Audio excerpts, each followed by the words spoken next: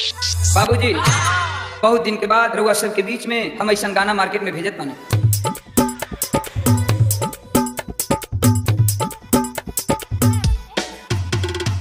DJ Sandeep राजनिकी तमकुरी राज Kushinagar.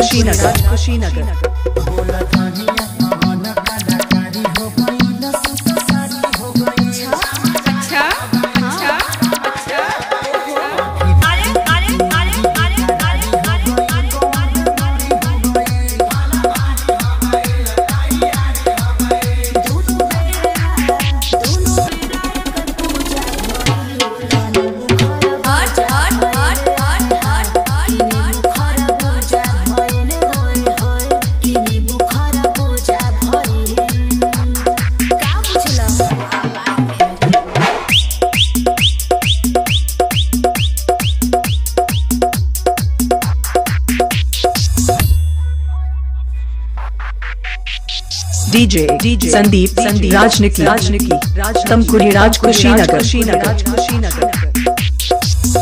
Master ghazal के भाव लागे बाल तो हारी करे कमर तो हारी करे बोली में कहारा देखी के लोग दीवाना करिएवा पूर्वी के भाव लागे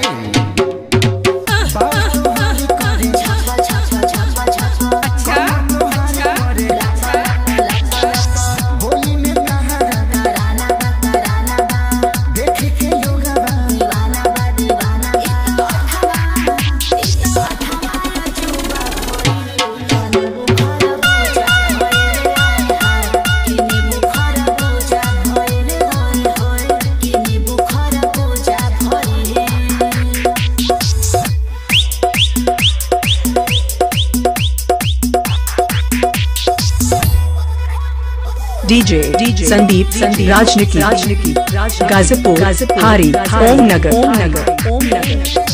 मास्टर लगन के भाव लागे आवा चले न राह में त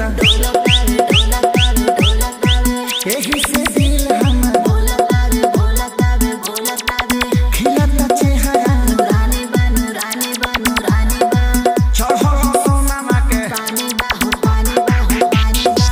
मास्टर डीजे के भाव लागे आया चले न राह में त एही से दिल हमर खिलता चेहरा चढ़ल सोना के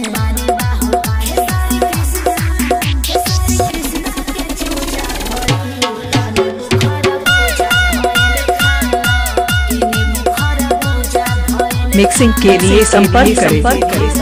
मोबाइल नंबर 95 010 51 335। निर्गुणों के भाव लगा दी का ना बे आश्रय दे।